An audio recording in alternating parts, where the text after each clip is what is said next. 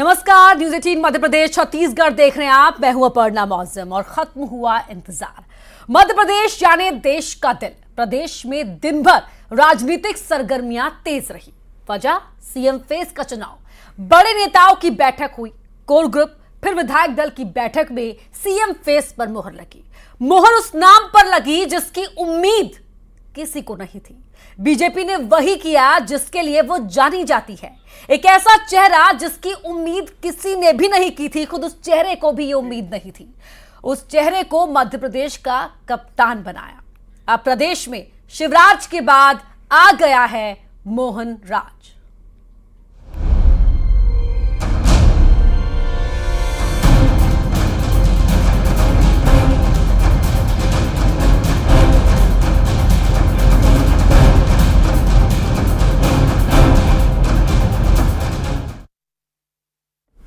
एक बार फिर बीजेपी ने अपने फैसले से सभी को चौंका दिया है। ओबीसी समाज से आने वाले मोहन यादव को बीजेपी ने सीएम फेस चुना। मोहन यादव उज्जैन दक्षिण से विधायक हैं। नई जिम्मेदारी मिलने के बाद क्या कहा, आपको ये पूरी रिपोर्ट दिखाते हैं। आदरणीय शिवराज सिंह चौहान ने मोहन यादव जी का नाम प्रस्तावित किया। मध्य प्रदेश में सीएम फेस पर सस्पेंस खत्म। बीजेपी का फैसला एक बार फिर चौंकाया। नए सीएम का ऐलान, मोहन ने मारा मैदान। शिवराज के बाद अब एमपी में मोहन राज। छत्तीसगढ़ के बाद मध्य प्रदेश में भी सीएम फेस पर सस्पेंस खत्म हो गया है। बीजेपी ने एक बार फिर अपने फैसले से सबको चौंका दिया है। एमपी में शिवराज के बाद अब मोहन राज का आगाज हो गया है। उज्जैन दक्षिण से 3 बार के विधायक मोहन यादव को देश के दिल की कमान सौंपी है। इससे पहले सीएम फेस को लेकर एमपी से दिल्ली तक राजनीतिक सरगर्मियां तेज थी। प्रदेश बीजेपी दफ्तर में बीजेपी कोर कमेटी की बैठक हुई। विधायक दल की बैठक में मंथन किया गया। कुल मिलाकर मंथन के बाद मोहन यादव के नाम पर मोहर लगी। नए सीएम का माला पहनाकर नई जिम्मेदारी मिलने पर स्वागत किया गया। मोहन यादव ने कहा, एक छोटे कार्यकर्ता को मुख्यमंत्री बना देना ये सिर्फ बीजेपी में ही हो सकता है। देखिए, भारतीय जनता पार्टी का ये तंत्र ही ऐसा है कि छोटे से कार्यकर्ता को बड़ी से बड़ी जवाबदारी देती और हम सब की ट्रेनिंग भी ऐसी होती कि इस आधार पर पार्टी जो काम दे दे उसको बहुत सहजता के साथ लेते हैं। मैं बाबा महाकाल की कृपा और माननीय यशस्वी प्रधानमंत्री नरेंद्र मोदी जी, माननीय गृह मंत्री अमित शाह जी, राष्ट्रीय अध्यक्ष माननीय नड्डा जी और हमारे यशस्वी मुख्यमंत्री माननीय शिवराज सिंह जी चौहान, हमारे सभी नेतृत्व का माननीय नरेंद्र सिंह जी, माननीय कैलाश जी विजयवर्गीय, माननीय प्रहलाद पटेल जी, राकेश सिंह जी, माननीय वीडी शर्मा जी, सभी के साथ हमने मिलकर के आज विधायक दल की बैठक में बैठे थे और आकस्मिक में तो सहजता से अपना पीछे की पंक्ति में बैठ करके अपना काम कर रहा था। अचानक वहाँ जो घोषणा की है मैं निश्चित रूप से सबका आभार भी मानता। शिवराज सिंह ने मोहन यादव को सीएम बनाने का प्रस्ताव रखा, जिसका समर्थन नरेंद्र सिंह तोमर, प्रहलाद पटेल समेत अन्य नेताओं ने किया। भारतीय जनता पार्टी के हमारे वरिष्ठ नेता मुख्यमंत्री आदरणीय शिवराज सिंह चौहान ने मोहन यादव जी का नाम प्रस्तावित किया। मध्य प्रदेश के नए नेता के लिए, विधायक दल के नेता के लिए, और हमारे केंद्रीय मंत्री रहे वरिष्ठ नेता आदरणीय नरेंद्र सिंह तोमर जी, आदरणीय कैलाश विजयवर्गीय जी, आदरणीय प्रहलाद पटेल जी, आदरणीय मध्य प्रदेश के हमारे सभी वरिष्ठ नेतृत्व ने उनके प्रस्ताव का आज अभी समर्थन किया है। नए मुखिया का ऐलान होते ही बीजेपी कार्यकर्ताओं में जश्न देखा गया। मोहन यादव के घर पर उनके समर्थकों ने जमकर आतिशबाजी की। बीजेपी दफ्तर में स्वागत के बाद मोहन यादव समेत बड़े नेता राज्यपाल से मुलाकात के लिए राजभवन पहुंचे। राजभवन में शिवराज सिंह ने राज्यपाल को अपना इस्तीफा सौंपा। साथ ही मोहन यादव ने सीएम बनने का दावा पेश किया।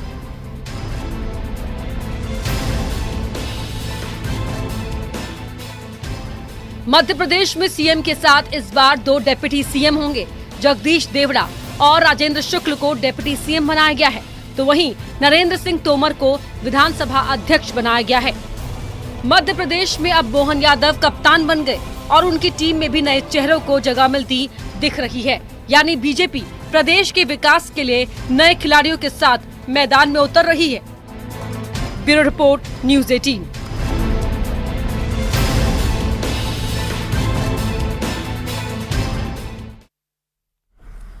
और आज इसी पर करेंगे एमपी की महा डिबेट। खास गेस्ट पैनल लगातार मेरे साथ जुड़ चुका है। पहले उनका परिचय आपसे करवा देते हैं। कांग्रेस के प्रदेश उपाध्यक्ष हैं, भोपाल स्टूडियो से भूपेंद्र गुप्ता हमारे साथ जुड़ रहे हैं। वरिष्ठ पत्रकार हैं सतीश एलिया जी, वो भी भोपाल स्टूडियो से हमारे साथ जुड़ रहे हैं। ब्रजगोपाल लोया हैं, बीजेपी प्रवक्ता है, भोपाल स्टूडियो से भी हमारे साथ जुड़ चुके हैं। और मध्य प्रदेश छत्तीसगढ़ न्यूज़ 18 के एडिटर हैं सुधीर दीक्षित जी, वो भी हमारे साथ जुड़ रहे हैं। और सबसे पहले ब्रजगोपाल लोया जी, मैं आपका रुख करना चाहूंगी। सर, बहुत चर्चाएं हुई, बहुत मंथन हुआ, कुछ नाम हमने भी रेस में दिखाए, कुछ नाम आपकी तरफ से सूत्रों के जरिए बताए भी गए थे, लेकिन ये डॉक्टर मोहन यादव का नाम कैसे आगे निकल गया सर? नहीं, यही तो विशेषता है कि भारतीय जनता, हम जो कहते हैं कि हम पार्टी विद डिफरेंस हैं, तो डिफरेंस क्या है? डिफरेंस वही है कि जो पहले से पूर्वानुमान से हटकर हो, जो किसी की सोच के भी परे हो। एक बात। दूसरी बात, परसों आपके साथ चर्चा में मैंने कहा था कि रेस में कोई नहीं है, हम लोग वर्तुल में हैं। गिनती आप जहां से शुरू करेंगे वो व्यक्ति पहले नंबर पर आ जाएगा। और एक और बात है जो हम हमेशा कहते हैं, अंत्योदय है। तो अंत्योदय होता क्या है? जो व्यक्ति अंतिम पंक्ति में बैठा है उसे पहली पंक्ति में खड़ा कर देना भी अंत्योदय है। आज भारतीय जनता पार्टी ने ऐसे एक कार्यकर्ता को, कर्मठ कार्यकर्ता को मध्य प्रदेश की कमान दी है। निश्चित है कि ये लाखों लाख कार्यकर्ताओं को ऊर्जा और उत्साह से भरने वाला निर्णय है। तो एक बहुत अद्भुत किस्म का निर्णय है जो मध्य प्रदेश के विधायक दल और केंद्रीय नेतृत्व ने किया है। और ये एक उदाहरण भी है, अन्य राजनीतिक दलों के लिए भी है, भारतीय जनता पार्टी के कार्यकर्ताओं के लिए भी है। बहुत जबरदस्त निर्णय है और इस निर्णय का हम स्वागत और सम्मान दोनों करते हैं। रोकूंगी आपको यहां पर, लेकिन इससे पहले बड़ी खबर यहां बता रहे दर्शकों को। एदल सिंह कंसाना मंत्री हो सकते हैं, प्रद्युम्न सिंह तोमर भी मंत्री बनाए जा सकते हैं। कौन कौन? भूपेंद्र सिंह यहां मंत्रालय में शामिल हो सकते हैं, गोविंद सिंह राजपूत को भी जिम्मेदारी दी जा सकती है। तो अब इंजीनियर प्रदीप लालिया भी मंत्री बन सकते हैं। संभावित नाम है, एक्सपेक्टेड मिनिस्टर्स के नाम आपको बता रहे हैं। मोहन यादव के कैबिनेट में कौन हो सकता है मंत्री, ये नाम आपको बता रहे हैं जो चर्चाओं में है। शैलेंद्र कुमार जैन का भी नाम चर्चाओं में है। हरिशंकर खटीक, दिव्यराज सिंह। तो मध्य प्रदेश के अंदर मंत्री पद के दावेदारों के नाम, संजय सत्येंद्र पाठक ब्राह्मण हैं, ये भी नाम सामने आ रहा है। आदिवासी चेहरा ओम प्रकाश ध्रुवे, राव उदय प्रताप सिंह जो जाट समाज से हैं, हेमंत विजय खंडेलवाल वैश्य समाज से हैं, हरि सिंह रघुवंशी बड्डा रघुवंशी समाज का प्रतिनिधित्व करते हैं। और ये संभावित मंत्रियों के नाम हैं। अब कब तक औपचारिक ऐलान होता है, इसी पर सबकी निगाहें टिकी हुई हैं। भूपेंद्र गुप्ता जी, जातिगत जनगणना के नाम पर समीकरण साधने की कोशिश कांग्रेस करती रही, समर्थन भी मांगा गया आपके बड़े नेताओं की ओर से, लेकिन जनादेश से जाहिर हुआ कि आवाम का समर्थन इस मुद्दे पर तो कम से कम आपको नहीं मिला। और यहां जातिगत जनगणना का जिक्र भी नहीं था, लेकिन उसके बावजूद भी तमाम कास्ट फैक्टर को साधा गया। चाहे मध्य प्रदेश को देख लीजिए, छत्तीसगढ़ को देख लीजिए। देखिए, आप जो पहली बात जो कर रही हैं कि जो है इसका कोई असर नहीं हुआ, इसको थोड़ा आप सुधार कर लीजिए। अगर इस बात का उस असर नहीं होता तो मंत्रिमंडल का गठन ही इस तरीके से नहीं होता। आप उसका कास्ट कंपोजिशन देख लीजिए। ये आज देश का प्रमुख विषय है कि जो सामाजिक न्याय की डिलीवरी है वो कैसे हो, और इसीलिए तो ये जो है ये मंत्रिमंडल का गठन इस स्वरूप में करना पड़ा है उनको। इसके लिए हम उन्हें बधाई देते हैं कि उन्होंने जो है इसको स्वीकारा है और इसका परिलक्षण जो है उनकी नीतियों में भी सामने आना चाहिए, तब तो इसकी कोई औचित्य है। दूसरी चीज़, मैं बहुत बधाई देता हूं मोहन यादव जी को, और जो है उनके दो जो मंत्री उप मुख्यमंत्री बने उनको भी मैं बधाई देता हूं।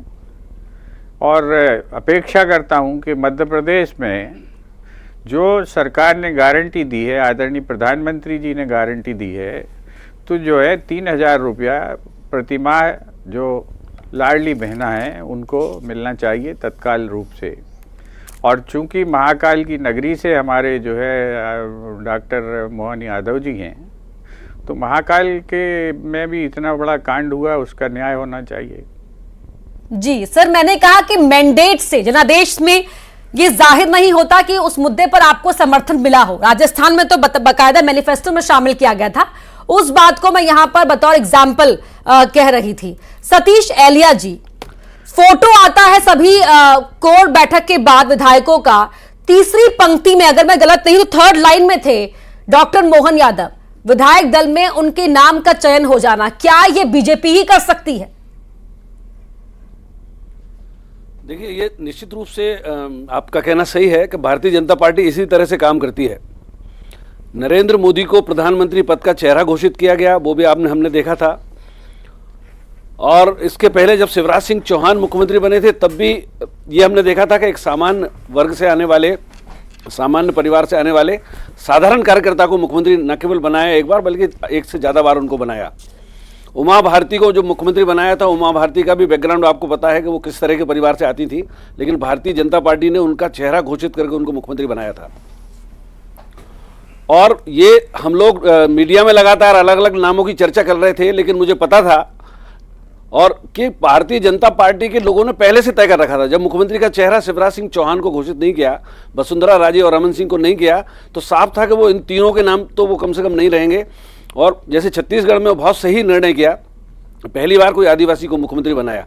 जब मध्य प्रदेश संयुक्त था तब भी एक बड़ा मुद्दा रहता था आदिवासी मुख्यमंत्री का, पहली बार वहाँ कोई आदिवासी मुख्यमंत्री बनेगा। और मध्य प्रदेश में तो बहुत ओबियस था कि ओबीसी ही बनेगा, लेकिन मोहन यादव का नाम निश्चित रूप से चौंकाता है। भारतीय जनता पार्टी के लोगों को भी उतना ही चौंका रहा है वो, जितना कि जनता को भी चौंका रहा है। लेकिन ये एक परिवर्तन है, भारतीय जनता पार्टी ये कर सकती है। और खासकर लोकसभा के जो चुनाव हैं उसको लेकर, और भूपेंद्र जी की बात से मैं सहमत हूँ कि एक भले ही कांग्रेस में राजीव गांधी एक उसका मंडल कमीशन की सिफारिशों की खिलाफत करते थे, जातिवादी राजनीति के बहुत खिलाफ थे, लेकिन आज की जो कांग्रेस है उसने जातिवादी राजनीति और जातिवाद का जो जाति जनगणना का मुद्दा उठाकर ये स्थिति जरूर पैदा करती है कि भारतीय जनता पार्टी को भी अब उसी तरह से निर्णय लेने पड़ रहे हैं। और निश्चित रूप से ये जो फैसला आज का है, इसका दूरगामी नतीजा भारतीय जनता पार्टी को इसका लाभ मिल सकता है। दूरगामी रिजल्ट देखकर ही तो फैसला लिया गया है ना। समाजवादी पार्टी राजनीति वही है। सर, मैं आगे बढ़ूं ब्रजगोपाल जी के पास, मेरा एक सवाल है, लेकिन उससे पहले मैं एक चीज समझना चाहूंगी। जो त्रिकोण बनाया गया है मध्य प्रदेश के अंदर सत्ता का, मोहन यादव, जगदीश देवड़ा और राजेंद्र शुक्ल, इस त्रिकोण के बारे में जरा जल्दी से समझा दीजिए हमें। देखिए बहुत सिंपल सी बात है कि मध्य प्रदेश में भारतीय जनता पार्टी ये उप मुख्यमंत्री वाला कॉन्सेप्ट पहली बार लाई है। अलबत्ता कांग्रेस में जब दिग्विजय सिंह मुख्यमंत्री थे तब भी दो पहले उनके कार्यकाल में, दूसरे में भी उप मुख्यमंत्री बनाए गए थे, लेकिन ये पहली बार ऐसा बनाया गया है। और भारतीय जनता पार्टी पे कोई कंपल्सन भी नहीं था। निश्चित रूप से ये एक जातिगत जो वर्ग का जो संतुलन है, ब्राह्मण को जगदीश देवड़ा एससी कैटेगरी से आते हैं, तो एक संतुलन बनाने की बात की गई है ताकि 2024 के हिसाब से मतदाता में उस तरह का मैसेज न जाए कि बाकी वर्गों को पीछे कहीं छोड़ दिया गया है। जी ठीक है। ब्रजगोपाल जी, सर कमाल करती है बीजेपी, हिंदुत्व की पिच जिस पर बीजेपी को कोई हरा नहीं सकता, ये तो लगातार कहा ही जा रहा था, लेकिन जातिगत जनगणना की पिच कांग्रेस तैयार करती है सर, और छक्का बीजेपी मार लेती है। यहां भूपेंद्र जी कह रहे हैं कि कांग्रेस ने मजबूर किया कि यह समीकरण साधे भारतीय जनता पार्टी। नहीं, देखिए कांग्रेस हमें कैसे मजबूर कर सकती है। हम तो 2003 से लगातार 20 साल आज हो गए हैं, मध्य प्रदेश में जितने मुख्यमंत्री भारतीय जनता पार्टी ने दिए सब ओबीसी समुदाय से आ रहे हैं। आज इस समुदाय से और दिया, और हम एक बात को और मानता हूं, कोई नया परिवर्तन इसमें नहीं हुआ। ये तीनों भी वही लोग हैं। माननीय मोहन यादव जी उच्च शिक्षा मंत्री थे, माननीय जगदीश देवड़ा जी वित्त मंत्री थे, माननीय राजेंद्र शुक्ला जी मंत्री थे और लगातार मंत्री थे, 2013 से 2018 की सरकार में भी थे। तो जाति संतुलन महत्वपूर्ण नहीं है, महत्वपूर्ण यह है कि उन जातियों के उत्थान के लिए क्या किया जा रहा है। कांग्रेस पार्टी और राहुल गांधी जी उनकी गिनती की बात तो करते हैं, परंतु उनके कल्याण के काम आपने क्या किए हैं, सरकारों में रहते के समय क्या किए हैं और सरकार में आने पर क्या करेंगे, इस पर चुप्पी रहती है कांग्रेस की। और भारतीय जनता पार्टी का स्पष्ट मानना है कि जिन्हें हम कह रहे हैं कि ये पिछड़े हुए हैं, जिन्हें हम कह रहे हैं कि ये विकास की दौड़ में, चाहे आर्थिक विकास हो, चाहे सामाजिक विकास हो, चाहे राजनीतिक विकास हो, उनमें अगर कोई तबका पीछे छूट गया है तो उसे लाने का हर संभव प्रयास करना बहुत महत्वपूर्ण है। और उन तक लाभ पहुंचाना महत्वपूर्ण है। इन दोनों में कांग्रेस पार्टी पीछे रह जाती है, केवल बातें करने में आगे रहती है और जिस बात का कभी विरोध करते हैं उस बात का कभी समर्थन करते हैं। तो ये जो दोहरा चरित्र है ये भी जनता को पसंद नहीं है और वही नकारा गया है कि आपने कल्याण के कोई काम तो किए नहीं, ना 15 माह की सरकार में किए, ना 10 वर्ष दिग्विजय सिंह की में किए और केंद्र की सरकार में भी नहीं किए। तो उसके कारण जो हमारा ओबीसी समुदाय है, चाहे हमारा अनुसूचित जाति वर्ग है, जनजाति वर्ग है, ये हमेशा ये सोचता है कि कांग्रेस ठगने का काम करती है।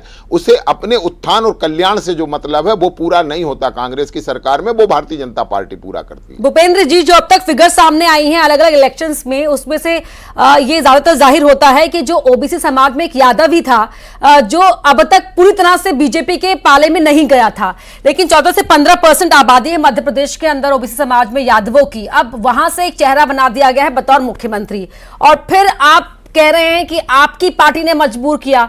दोहरा चरित्र बता रहे हैं यहां पर ब्रजगोपाल जी कांग्रेस का।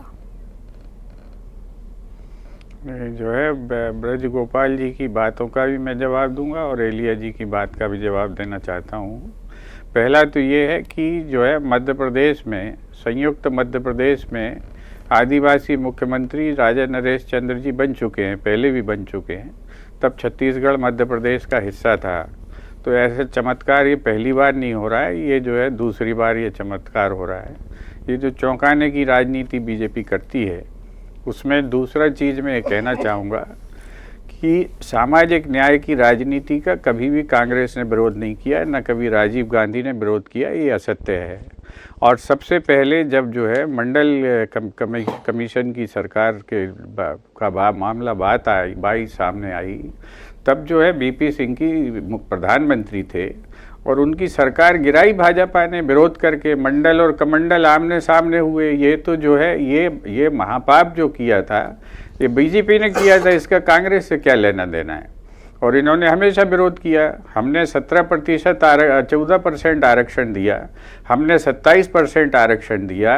ये तो हमारे फैसले हैं, जिन फैसलों को जो है बीजेपी को भी लागू करना पड़ा। तो ये केवल ये जो मिथ्या वाचन करने से, झूठ बोलने से, बार बार झूठ बोलने से कोई चीज़ सच थोड़ी हो जाती है। तो रिकॉर्ड की चीज़ें, ये तो जो है हमारा स्थायी रूप से रिकॉर्ड है, विधानसभा में रिकॉर्ड है, कानून में रिकॉर्ड है, उसकी तारीखों में रिकॉर्ड है। तो इनको जो है इनको डिनाई करने की जो चेष्टा है, केवल यही पार्टी विद डिफरेंस है कि जो सच को जानते हुए भी उसको जो है झूठ के रूप में प्रचारित कर सकते हैं। और इसमें इनकी जो है महारत हासिल है, इनकी विशेषज्ञता को कोई चैलेंज नहीं कर सकता। हम लोग तो बिल्कुल कर ही नहीं सकते। अब दूसरी जो बात आपने जो बोली कि हम जो कह रहे हैं कि हमारे उसमें, तो ये विषय केवल मध्य प्रदेश तक सीमित नहीं है। ये विषय बिहार में, यूपी में, बंगाल में, पूरे हिंदुस्तान में ये विषय खड़ा हुआ है। और इस विषय के पीछे जो है भारतीय जनता पार्टी ने शुरुआत की उसको स्वीकार करने की, और कमंडल उन्होंने बाजू में रख दिया है और उन्होंने मंडल को उठा लिया है। तो इसके लिए उन्हें हम बधाई पहले ही दे रहे हैं कि जो है एक अच्छा काम वो कर रहे हैं। इस लाइन पर वो आगे बढ़े। भूपेंद्र जी, चलिए आपकी बात को मानते हुए ये जो आपने कहा कि बीजेपी ने कमंडल बाजू में रखकर, आप मत मानिए, आप मत मानिए, मेरा सवाल तो सुन लीजिए सर। आप मेरी बात मानने मत मानिए, नहीं आपकी बात नहीं मान रही, आपकी बात को आगे बढ़ाते हुए मेरा सवाल सुन लीजिए सर प्लीज। आप तो चैनल की मानिए, बस मेरी बात सुन लीजिए। आपने कहा कि भारतीय जनता पार्टी ने कमंडल को बाजू में रखकर मंडल को अपना लिया है, ये आपने कहा। मैं ये पूछना चाहती हूं आपसे कि फिर उत्तर प्रदेश में जो कांग्रेस के नेता अखिलेश यादव की पार्टी के नेताओं से लड़ भिड़ रहे हैं, तो उससे क्या फायदा कांग्रेस को हासिल हो रहा है?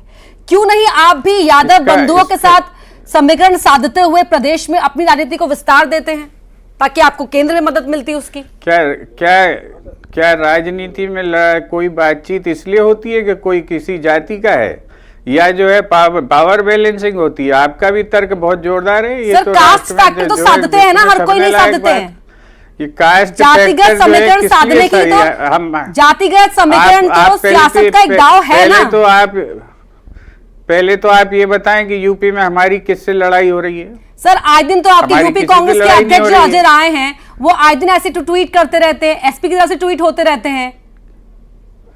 आपको पता नहीं कि वो भी ओबीसी के हैं? हमारे अध्यक्ष भी ओबीसी का है।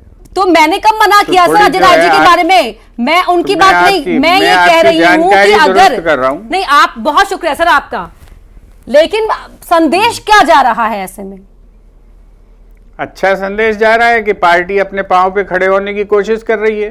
तो पार्टी पांव में खड़े होने की कोशिश कर रही है, इसके लिए यादवों की पार्टी का साथ नहीं चाहिए?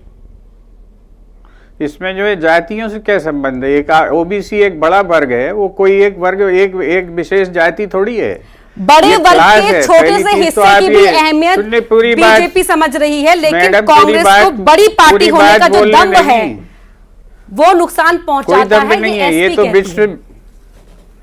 ये विश्व की सबसे बड़ी पार्टी है, जो उसको दम होना चाहिए। हम लोग तो छोटी सी पार्टी हैं, ये तो मोदी जी भी कहते हैं, पूरी बीजेपी भी कहती है।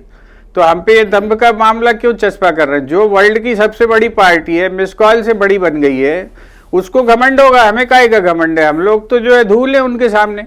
लेकिन आपके गठबंधन को घमंडिया गठबंधन कहा जा रहा है ना सर? ये तो घमंडिया गठबंधन वही कह रहे हैं जिन्हें घमंड है, हम तो इंडिया कह रहे हैं। गोपाल जी, जो लोग इंडिया को भी इतना बदनाम कर सकते हैं, उनका घमंड आप देखिए कितना बड़ा घमंड है। घमंड आपको है। भूपेंद्र गुप्ता जी का जवाब सुना आपने। जो लोग इंडिया को घमंड की घमंडिया कह सकते हैं, उनके घमंड का अंदाजा लगाइए आप। एक बात बड़ा स्पष्ट कर दूं कि देखिए, भूपेंद्र जी अभी खुद कह रहे थे कि उत्तर प्रदेश में पार्टी अपने पैरों पर खड़े होने की कोशिश कर रही है। इससे ज्यादा किसी राजनीतिक दल का क्या दुर्भाग्य हो सकता है कि 85 की 85 सीट ने जीतने वाली राजनीतिक दल आज वहां एक सीट पर है, और वो भी समाजवादी पार्टी और बहुजन समाजवादी पार्टी की कृपा के कारण है। ये इससे ज्यादा क्या दुर्भाग्य हो सकता है? और किस तरह आप गलत नीतियों पर चल रहे हैं, किस तरह जनता के खिलाफ फैसले कर रहे हैं, वो परिलक्षित हो रहा है। और इस प्रदेश में, देश में केवल इससे काम नहीं चलने वाला है कि हम ओबीसी की बात करेंगे। मैंने पहले कहा था कि महत्वपूर्ण यह है कि आप उनके लिए काम क्या करेंगे। जब अखिलेश यादव आएंगे तो आप उनको बेइज्जत करके भगाएंगे कि अखिलेश कौन होते हैं, और फिर जब वो कहेंगे कि कांग्रेस पार्टी फर्जी है, तब आप उन पर झूठे आरोप लगाने की कोशिश करेंगे। देखिए, ये जो समय है वो समय जा चुका जो कांग्रेस राजनीति करती थी, जिसमें एजेंडा छुपा रहता था, नकली चेहरा सामने आए, असली सूरत छुपी रहे। वो समय जा चुका है। आज सूचना तकनीक की क्रांति का युग है। इसमें सबको सब कुछ मालूम है कि आप कहां क्या कर रहे हैं। एक बात और कहूंगा, छोटी सी बात है। माननीय भूपेंद्र जी कह रहे थे कि ओबीसी आरक्षण देने का काम किया। ये तो आपने वैसे ही दिया था जैसे किसानों का कर्ज माफ करने की बात कही थी, जैसे बेटियों को 51,000 देने की बात कही थी, परंतु उनको कागज के सिवा कुछ नहीं मिला। मध्य प्रदेश में 27% ओबीसी आरक्षण शिवराज जी की सरकार दिला पाई। आप तो एक पर्ची पर देकर चले गए थे, जिसे हाईकोर्ट ने निरस्त कर दिया था, और सरकार ने उसके लिए वकील भी नियुक्त नहीं किया था, कमलनाथ जी और कांग्रेस की सरकार ने। परंतु हमें यह सौभाग्य मिला कि हमने उसको आगे बढ़ाया, और इसके बाद सुप्रीम कोर्ट तक उसके लिए लड़े, और मध्य प्रदेश के ओबीसी वर्ग को आखिरी मिनट है मेरे पास सतीश एलिया जी, क्योंकि पक्षपात के आरोप तो हम पत्रकारों पर बहुत आसानी से लगा दिए जाते हैं। लेकिन सर, मैं आपसे समझना चाहूंगी, वरिष्ठों की भीड़ में डॉक्टर मोहन यादव को चुन लिया गया, बाकी वरिष्ठों को कैसे एडजस्ट करें? क्योंकि महत्वपूर्ण सवाल था जो छूट जाता अगर मैं नहीं पूछती अभी तो। और साथ ही आपका जवाब भूपेंद्र गुप्ता जी के लिए भी। देखिए, निश्चित रूप से अब ये एक सवाल तो बहुत जरूरी है। नरेंद्र सिंह तोमर को विधानसभा अध्यक्ष बनाने का फैसला जैसे हो गया है, लेकिन अभी भी प्रहलाद पटेल हैं, कैलाश विजयवर्गीय हैं, इनकी भूमिका क्या होगी, और भी अन्य वरिष्ठ उनकी भूमिका क्या होगी, ये अभी सामने आना बाकी है। और डॉक्टर मोहन यादव के लिए बहुत बड़ी चुनौती शिवराज सिंह चौहान की छवि होगी।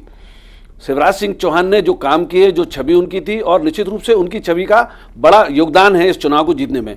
तो मोहन यादव जी, उनके काम को, उनकी छवि से ही उनका मुकाबला रहेगा। जनता उनमें शिवराज सिंह चौहान जैसा व्यक्ति देखना चाहेगी, वैसे काम करना चाहेगी।